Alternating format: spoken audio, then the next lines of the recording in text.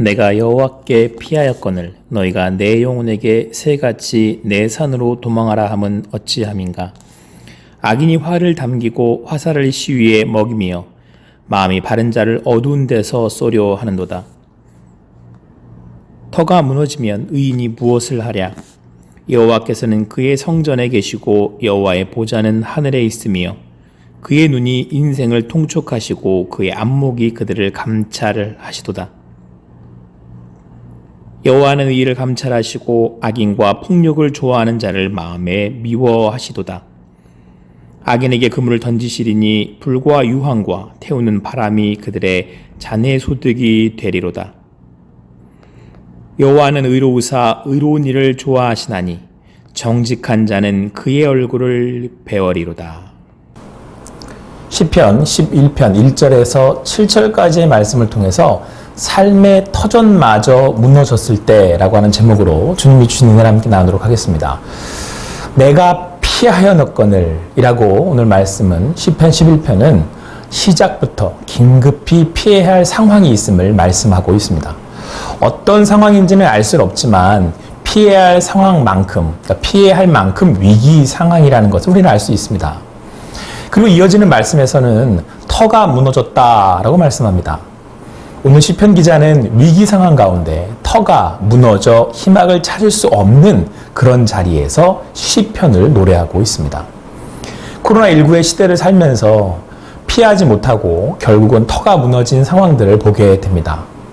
잠깐 지나가겠지 하지만 계속되는 이런 상황 가운데 삶의 터전마저 무너져버린 이들이 어려움에 빠져 회복이 불가능하게 되어 버렸습니다.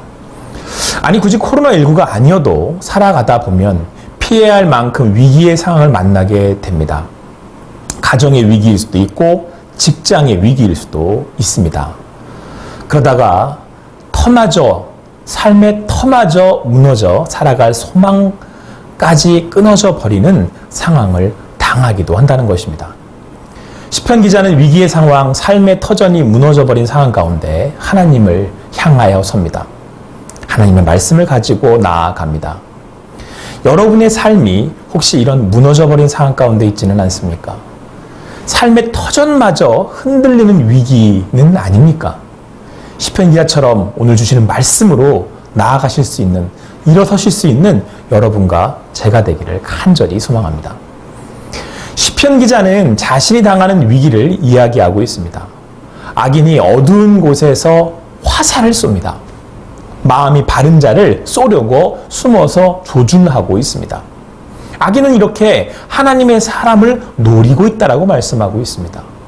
하나님을 믿고 믿음으로 살아가려고 할 때 악한 세력은 숨어서 화살을 쏘듯 우리를 조준하며 노리고 있습니다. 넘어뜨리기 위함입니다. 이렇게 되면, 이렇게 화살을 쏘려고 하면 우리는 그 화살이 어디서 날아오는지 모르고 맞게 됩니다. 이처럼 악한 공격이 어디서 날아오는지를 모를 때 우리는 속수무책으로 당하게 됩니다. 여기에 안타까움이 있고 아픔이 있습니다. 마음의 상처와 피해가 큰 이유가 여기에 있습니다. 이렇게 당하는 어려움은, 이렇게 당하는 상황은 준비하지 못하고 속수무책으로 당하기 때문에 그렇습니다. 이럴 때면 어떻게 해야 할지, 또 이 상황을 어떻게 수습해야 할지 몰라 넘어지게 되는 그런 어려움을 당하게 되는 것입니다.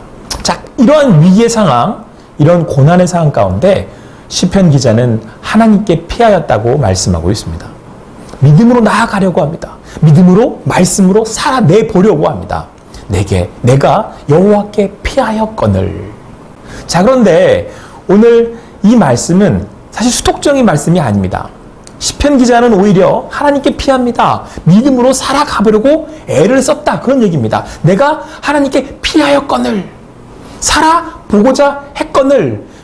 사랑하는 성도 여러분, 위기의 상황, 터전이 무너져 내리는 상황 가운데서도 시편 기자를 따라 하나님 앞에 나아가는, 주님을 구하고 찾을 수 있는 여러분과 제가 되기를 간절히 축원합니다. 이때 사람들이 믿음으로 나아가며 결단하며 나아가는 시편 기자를 향해 이렇게 말을 합니다. 새같이 내 산으로 도망하라고 말입니다. 이런 상황에 있지 말고 새처럼 훨훨 날아가 버리라는 겁니다. 듣기에는 좋아서 들립니다. 그런데 의미는 이런 겁니다. 지금 상황이 이런데 뭘 지키고 앉아있나? 그냥 차라리 그냥 도망치는 게 낫겠네. 그냥 대충 살아. 뭐 인생 별거 있어? 뭐 그렇게 고집을 피워? 이렇게 될 바에야 그냥 편하게 살아. 내 것부터 먼저 챙기라고. 누가 본다고 그래. 지금 혼자서 그렇게 믿음으로 산다고 되겠냐고 이게. 그들은 믿음으로 하나님의 사람으로 살아가려는 시편 기자에게 그냥 도망하라고 합니다.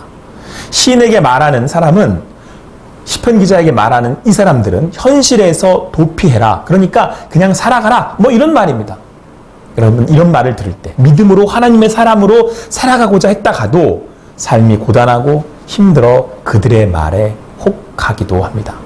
그들처럼 정말 그들이 말하는 것처럼 새처럼 훌훌 날아가 버릴까? 라고 하는 마음이 들기도 합니다. 자, 그런데 그러던 중에 큰 위기가 닥치게 됩니다. 우리 성경은 터가 무너졌다라고 말씀하고 있습니다. 망했다는 겁니다. 삶의 터전이 무너져 내려버린 겁니다. 이제 남은 게 없다는 말씀이죠. 완전히 끝났다. 소망이 사라졌다. 코로나19의 팬데믹으로 인해서 뉴노멀의 새로운 세대가 도래를 했는데요. 그러니까 이 말은 기존의 것들이 무너져 내렸다는 겁니다. 함께 지켜가기로 했던 것들이 무너져 버렸습니다. 룰이 무너져 버린 세상. 도덕이 무너져버린 세상, 아노미 현상, 규범이 무너져버린 세상, 이단으로 인해서 가정의 파괴, 가정의 경제적인 붕괴, 개인의 삶마저도 무너져버리는, 그래서 회복이 불가능하게 되었다는 이야기들을 듣게 됩니다. 이때 시편 기자가 묻습니다. 그렇다면 의인이 무엇을 하랴? 믿음으로 살아보려고 했는데 이제는 의인이라고 한들 별 수 없다는 것입니다. 봐봐, 다 무너졌잖아. 뭘 지키겠다는 거야? 아니 내가 도대체 이걸 지킬 의미가 있어? 라고 하는 반문입니다. 이렇게 되면 이런 생각이 듭니다. 암만 애를 써봐도 소용이 없네. 나 혼자 이렇게 믿음으로 그리스도인으로 살아보려고 한들 이게 무슨 소용이 있겠나. 그러다 보면 이제는 그들의 말처럼 차라리 새처럼 그렇게 훌훌 털고 훨훨 날아서 그냥 살고 싶은 생각마저 듭니다. 내 마음대로 그냥 그렇게 편하게만 살고 싶어집니다. 하나님을 떠나 믿음의 삶보다 세상 흐르는 대로 그렇게 묻혀져 살아가고 싶다는 생각마저 듭니다. 이런 생각이 들 때쯤 더 이상 절망할 수 없어. 이제는 새처럼 날아가 버릴까? 라고 하는 생각이 들 때쯤 시인은 이렇게 고백을 합니다. 여호와께서는 그의 성전에 계시고. 그러니까 이 상황 가운데 그가 깨닫게 된 것입니다. 바로 성전은 하나님이 임재하셔서 좌정하시어 이스라엘을 만나고 말씀하는 곳입니다. 오늘 시편 기자는 바로 그 하나님이 천지를 창조하시고 운영하시는 하나님이 이 땅 성전에 오셔서 임재하심으로 나의 기도를 들으시고 말씀하시고 나와 함께 하신다는 사실을 다시금 깨닫게 된 것입니다. 우리는 예수 그리스도를 믿는 믿음으로 함께 모여 우리가 모인 그곳에 하나님이 우리와 함께 하심을 믿습니다. 내가 성전이 되어 하나님이 내가 있는 그곳에 임재하심으로 나의 예배를, 우리의 예배를 받으신다는 사실을 믿습니다. 여기서 여러분 오늘 성경 말씀에 그 하나님이 통촉하신다는 말씀은 보시는데 그냥 보신다는 말씀이 아니고요. 살펴보신다. 사정을 살피시고 그의 사정을 아셔서 봐주신다는 말씀이고요. 감찰하신다는 말씀은 꿰뚫어 보아 나의 형편에 나의 마음을 헤아려 보아 인도하신다는 그런 말씀입니다. 그러니까 나와 함께 하시는 하나님이, 그 하나님이 멀리 계신 게 아니고요. 여기 계신다는 걸 발견한 것이죠. 우리가 예배하는 가운데, 이 말씀 가운데 그 하나님이 나와 함께 하신다는 것을 발견하실 수 있는, 깨달으실 수 있는 여러분과 제가 되기를 간절히 소망합니다. 그런데 바로 그 하나님이 어떻게 하신다고요? 나를 살피시고 오늘 말씀처럼 나를 통촉하시고 감찰하시고 바로 나를 인도하고 계신다고 오늘 시편 기자는 고백하고 있습니다. 바로 하늘의 하나님께서, 창조주 주관자 하나님께서, 모든 것을 살피시고 보시고 다스리시는 하나님께서 바로 이곳, 이 어두운 사망의 음침한 골짜기 가운데 우리와 함께 하신다라고 오늘 성경은 우리에게 말씀해주고 있습니다. 그러므로 오늘 우리가 바라보아야 할 것은 그들의 그 소리도 아니고 바로 그 하나님, 나와 함께 하시는 그 하나님이 나와 동행하신다라고 하는 사실을 오늘 믿음으로 바라보라고 성경은 우리에게 말씀해주고 있습니다. 그리고 더 나아가 우리가 당장 벌어지는 상황이 아니라 함께 하시면서 인도하신 하나님이 준비하고 계신다는 사실을 오늘 성경은 우리에게 말씀해주고 있습니다.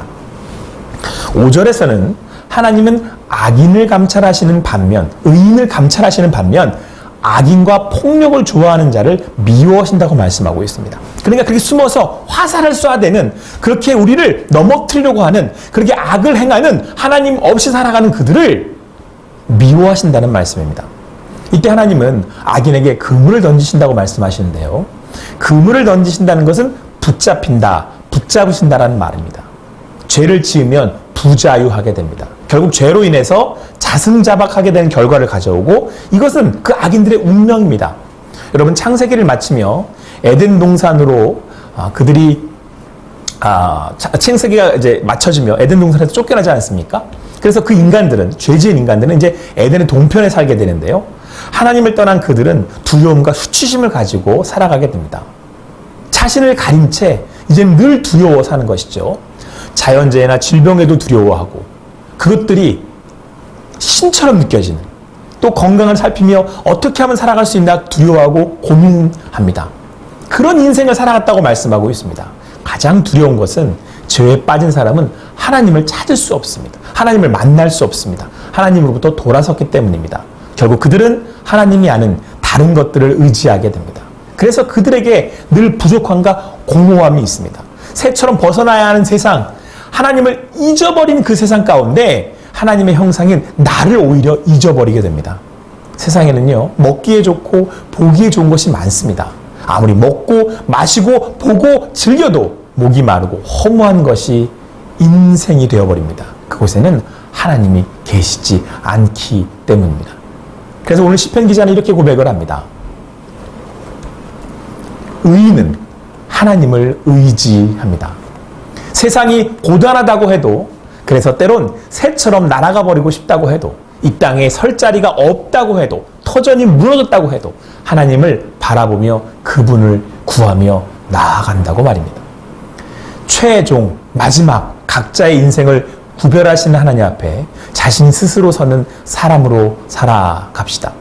그렇게 시편 기자는 인생의 마침표가 되시는 하나님 앞에서 살기로 결정하고 있습니다. 시편 기자의 고백은 그의 얼굴을 배우리다 라고 고백합니다. 그러니까 오히려 그 터가 무너진 상황 가운데 하나님의 얼굴을 배웁습니다 라고 말씀하고 있습니다. 왜 그렇습니까? 자기가 의지했던 것들이 무너져 버렸기 때문에 그렇습니다. 정말 의지해야 할 분이 하나님이심을 깨닫게 된 것입니다. 거기에 진정한 자유와 평안이 있다는 것을 그는 본 것입니다. 이것이 우리의 힘입니다. 이것이 나의 힘입니다. 하나님이 주시는 평안은, 용기는 이 세상이 줄 수 없는 것이며 이 세상이 이길 수 없는 것입니다.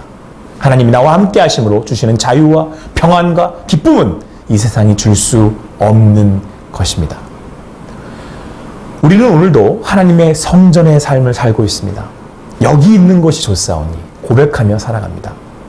아무쪼록 나가라고 손짓하는 세상 가운데, 진정한 평안이 있다고 말하는 세상 가운데 하나님 앞에 살아가실 수 있는 결단하시는 여러분과 제가 되기를 간절히 소망합니다.